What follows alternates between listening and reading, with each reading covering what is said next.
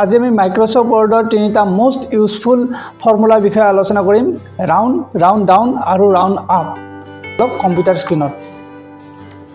Excel शीटত আহিলো C11 ত থকা এই ফিগাৰটো মই ৰাউণ্ড কৰিম ৰাউণ্ড কৰিবলৈ ইকুৱেল ৰাউণ্ড টাইপ কৰক ৰাউণ্ড ব্ৰেকেট ওপেন যেটো আমি ফিগাৰ ৰাউণ্ড কৰিম হেতু কোনটো সেলত আছে C11 ত আছে C11 টাইপ কৰিলে হ'ব আৰু সিলেক্ট কৰিলে হ'ব কমা 0 ব্ৰেকেট ক্লোজ এন্টাৰ ফিগাৰটো ৰাউণ্ড হৈ গ'ল ঠিক তেনেকৈ সেকেন্ডটো ইকুৱেল ৰাউণ্ড ডাউন টাইপ কৰিলো ব্ৰেকেট ওপেন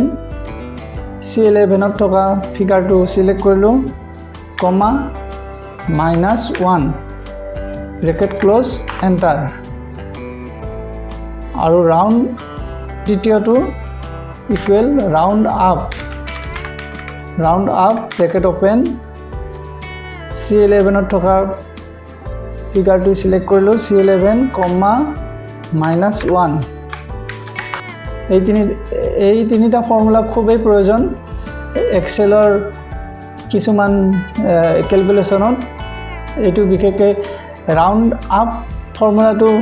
খুবেই প্ৰয়োজন ৰাউণ্ডটো প্ৰয়োজনে সো ভিডিওটো আজিলৈ মানে নমস্কাৰ